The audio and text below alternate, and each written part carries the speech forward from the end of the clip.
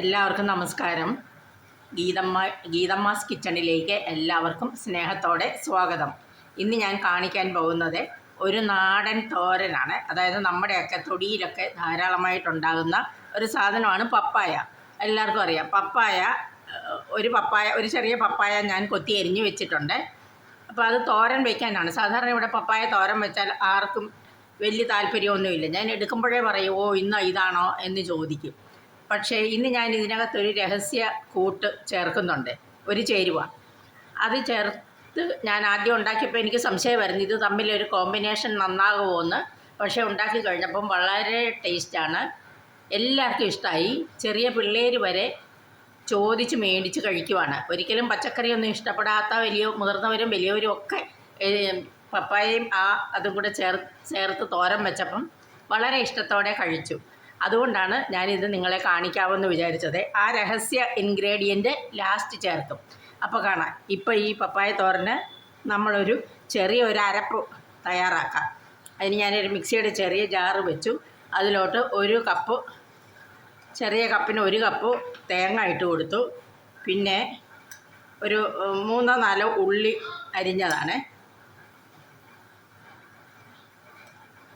പിന്നെ ഒരു 5 വെളുത്തുള്ളി.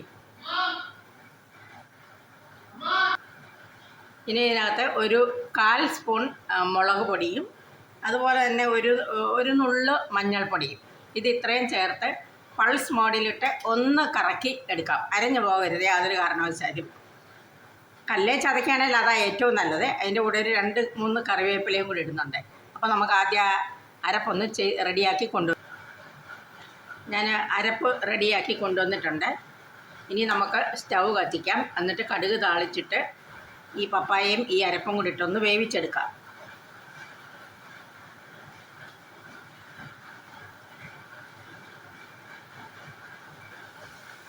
അത് അല്പം വെളിച്ചെണ്ണ ഒഴിച്ചു കൊടുത്തു.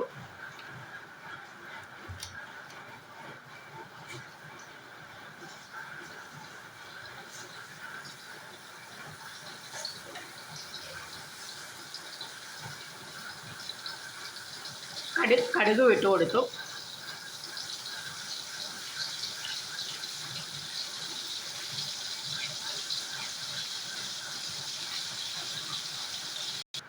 കടുകെല്ലാം പൊട്ടി. ഇനി നമുക്ക് കറിവേപ്പില ഇട്ട് കൊടുക്കാം. പിന്നെ അതിൻ്റെ കൂടെ 2 ഉണക്കമുളക് അതുകൂടി ഇട്ട് കൊടുക്കാം. ഇനി നമുക്ക് ഇതിനകത്തോട്ട് പപ്പായ ഇടാം, ഉപ്പ് ഇടാം. പപ്പായ ഇട്ട് കൊടുത്തു.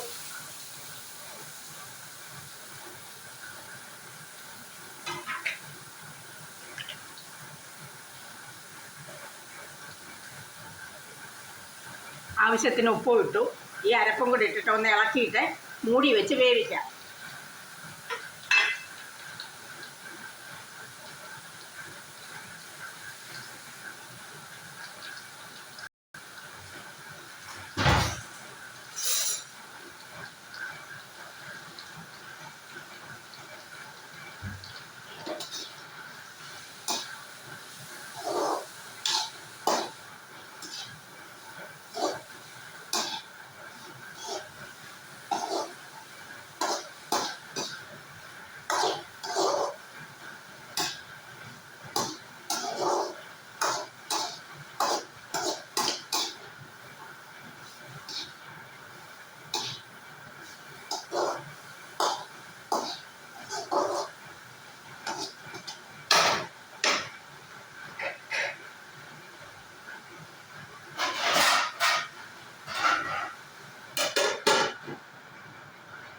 പപ്പായയിൽ ഒരുപാട് വാട്ടർ കണ്ടൻ്റ് ഉണ്ട്. അതുകൊണ്ട് നമ്മൾ വേറെ വെള്ളം ഒന്നും ഒഴിച്ചു കൊടുക്കേണ്ട കാര്യമില്ല. ആ വെള്ളത്തിൽ തന്നെ അത് വെന്തോളും. അത് വെന്തതിന് ശേഷം നമുക്ക് നമ്മുടെ ആ രഹസ്യ ചേരുവ ചേർത്ത് കൊടുക്കാം.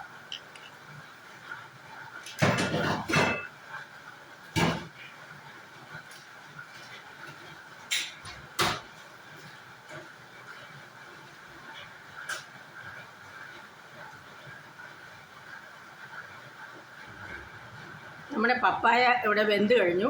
ഇനിയും അതിനകത്ത് ആ രഹസ്യ ചേരുവ ഞാനിപ്പോൾ കാണിക്കാം. അതിനുവേണ്ടി ഞാനത് 2 സൈഡിലോട്ടും മാറ്റി വെച്ചിട്ടുണ്ട്. എന്നിട്ട് നടുക്ക് സ്പേസ് ഇട്ടു. അവിടോട്ടൊരൽപ്പം വെളിച്ചെണ്ണ ഒഴിച്ചു കൊടുത്തു.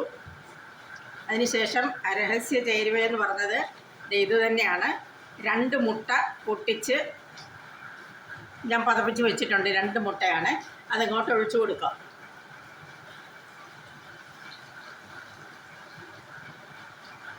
ആദ്യം എനിക്കും സംശയമായിരുന്നു മുട്ടയും ഈ പപ്പായയുമായിട്ട് ചേരുവോ, അത് നല്ല കോമ്പിനേഷൻ ആണോ എന്നൊക്കെ.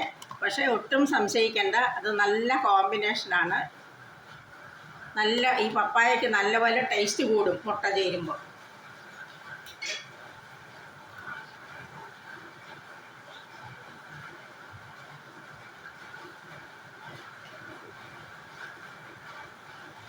ഇനി ഈ മുട്ടയൊന്ന് ചെറുതായിട്ട് ഇളക്കി കൊടുക്കാം.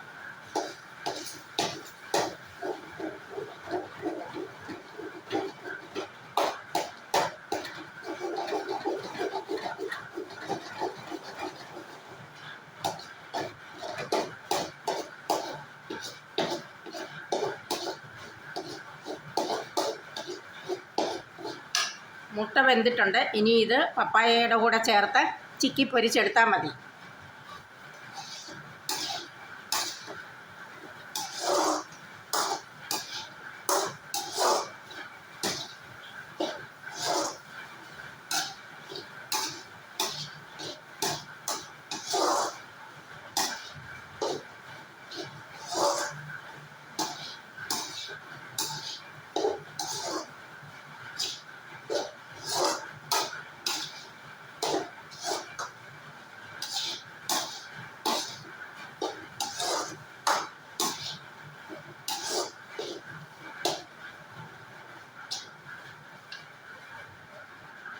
ഇപ്പോൾ കാണുന്നുണ്ടോ? ഇത് വളരെ ടേസ്റ്റാണ്. ഞാനിത് 2-3 പ്രാവശ്യം വെച്ച് നോക്കി. ഇപ്പം അങ്ങനെ അതിൻ്റെ ടേസ്റ്റ് പരീക്ഷിച്ചറിഞ്ഞതിന് ശേഷമാണ് നിങ്ങളെ കാണിക്കുന്നത്. അപ്പോൾ ഇത് നിങ്ങളെല്ലാവരും ഒന്ന് ഉണ്ടാക്കി നോക്കണം. അതുകൂടാതെ നിങ്ങളെല്ലാവരും, ഈ കാണുന്നവരെല്ലാവരും എൻ്റെ ഈ ചാനലൊന്ന് സബ്സ്ക്രൈബ് ചെയ്യുകയും ബെൽ ബട്ടൺ അമർത്തുകയും കൂടി ചെയ്യണം. അപ്പോൾ ഞാനിടുന്ന എല്ലാ വീഡിയോസിൻ്റെയും നോട്ടിഫിക്കേഷൻസ് നിങ്ങൾക്ക് കിട്ടുന്നതായിരിക്കും. അപ്പോൾ എല്ലാവർക്കും നന്ദി. Thank you.